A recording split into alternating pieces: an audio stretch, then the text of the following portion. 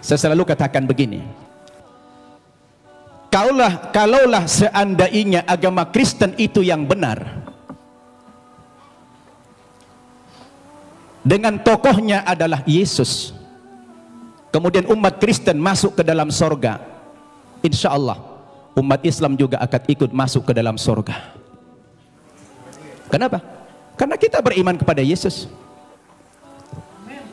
Tetapi kalau Islamlah yang benar,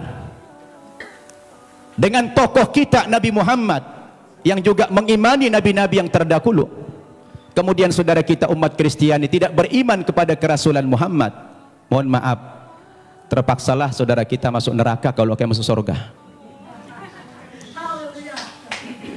Ini untungnya menjadi umat Islam. Kenapa? Karena apa yang mereka imani kita imani juga, tetapi apa yang kita imani mereka tidak imani. Itulah perbedaan yang mendasar antara kita dengan umat Kristiani. Hanya persepsi tentang Nabi Isa, dia Tuhan atau Nabi. Berdasarkan ayat-ayat Alkitab yang sudah dipaparkan begitu banyak oleh Ustadz Insan Mokokinta tadi, ternyata ratusan ayat yang kontradiksi. Ada yang mengatakan Nabi Isa itu Tuhan, ada yang mengatakan dia Nabi. Oleh karena itu, saya ingin mengajak antum semua untuk merenung. Ketika kita berbicara Yesus itu Nabi atau Tuhan, apa yang menjadi parameter kita? Siapa yang paling punya otoritas membicarakan tokoh ini, Tuhan atau Nabi? Menurut hemat saya, yang paling punya otoritas bukan pribadi-pribadi, bukan manusia, bukan pendeta, bukan ustadz, tetapi yang paling punya otoritas membicarakan tokoh ini mestinya adalah sumber agama itu sendiri, yaitu Alkitab atau Al-Quran. Betul tidak? Harus sumber agamanya itu yang menjadi tolok ukur. Sekarang kita pertanyakan, dari dua kitab suci ini, Al-Quran maupun Alkitab, yang mana yang memenuhi kriteria sebagai sebuah kitab suci? Nah, ini perlu kita uji. Ini perlu kita uji. Kita capek bicara ngalur ngidul, mengangkat dalil-dalil. Kalau dalil itu tidak representatif, tidak rasional, saya pikir juga percuma. Sekarang kita harus bicara dari dua kitab suci ini. Kenapa dikatakan dia kitab suci? Coba Bapak Ibu saya tanya. Ada buku? Coba ada buku? Coba buku. Ya, itu aja, taruh, minjam dulu. Ya.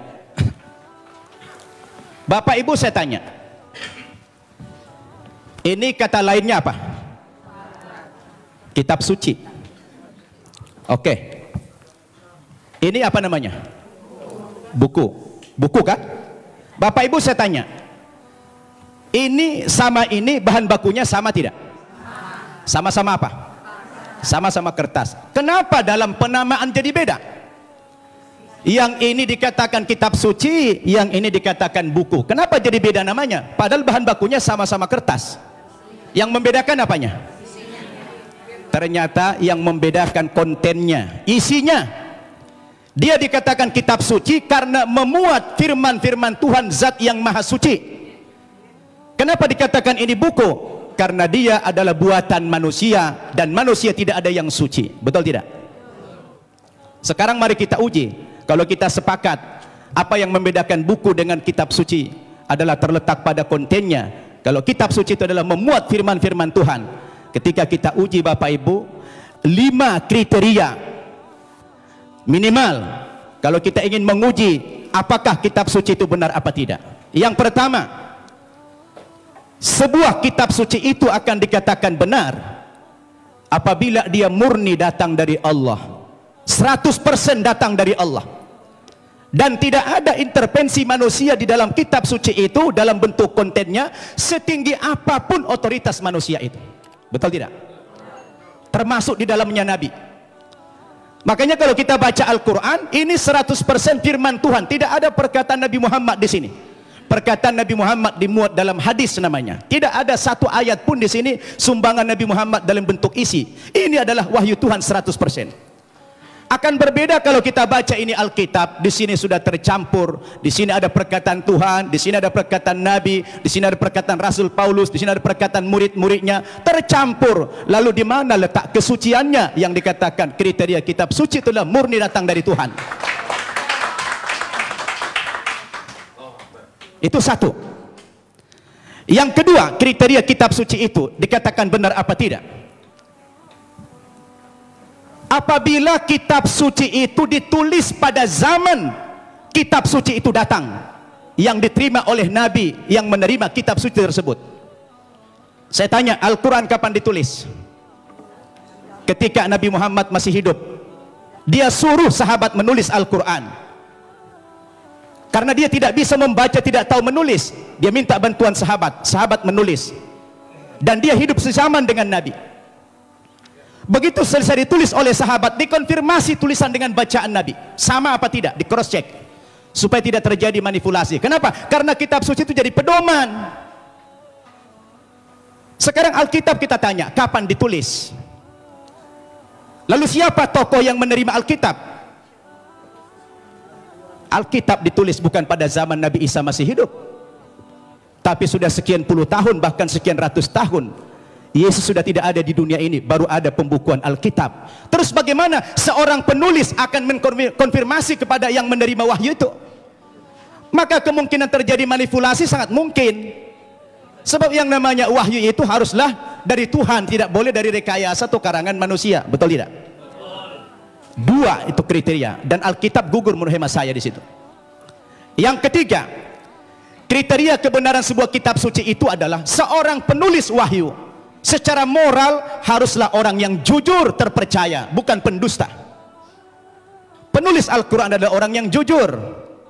Sekarang penulis Alkitab, bagaimana Alkitab disandarkan kepada Yesus, disandarkan kepada Musa, disandarkan kepada Nabi yang lain, sementara sang penulis tidak pernah jumpa dengan yang menerima wahyu itu? Bagaimana ini?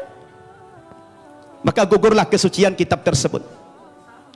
Kemudian yang keempat, kriteria kebenaran kitab suci itu adalah apabila isi kitab suci itu tidak kontradiksi. Satu isi dia. Kalau sudah bertentangan satu ayat dengan ayat yang lain, lalu yang mana yang mau dipegang? Masa Tuhan menurunkan tuntunan pedoman hidup bagi manusia, tapi manusianya malah bingung. Yang ini mengatakan Yesus Tuhan, yang ini mengatakan Nabi. Loh, yang mana mau diikutin? Ternyata kalau kita baca Alkitab sendiri, tidak pernah kata-kata dari Yesus yang muncul pengakuan bahwa dia adalah Tuhan. Kalau kita baca dalam Injil Markus pasal 12 ayat 28 dan 29, ternyata Yesus sendiri mengatakan Tuhan itu adalah Allah yang Esa. Itu ada dalam Alkitab yang sudah dibaca oleh Pak Insan tadi. Lalu siapa yang mengatakan Yesus Tuhan? Itu Paulus ternyata.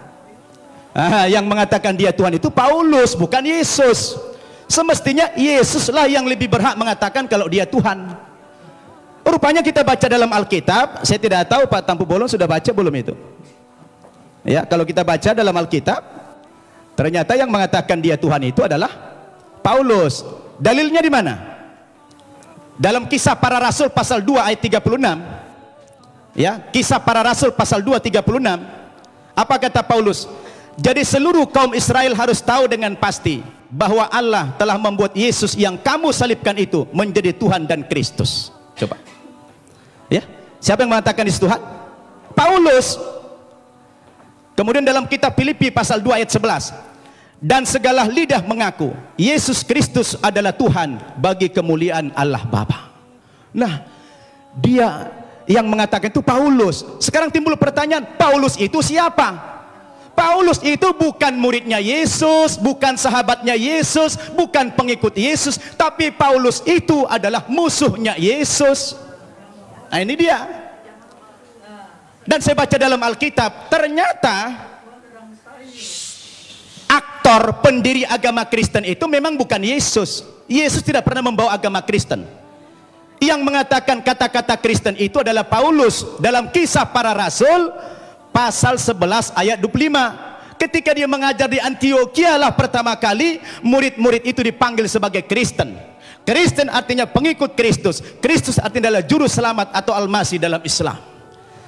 Jadi Bapak Ibu yang saya muliakan, ini yang perlu kita jadikan sebagai alat ukur apakah yes Tuhan atau tidak. Kalau sudah kembali kepada Alkitab, saya pikir jelas semuanya. Maka kembali kepada kriteria yang tadi, apa kriteria kebenaran sebuah kitab suci?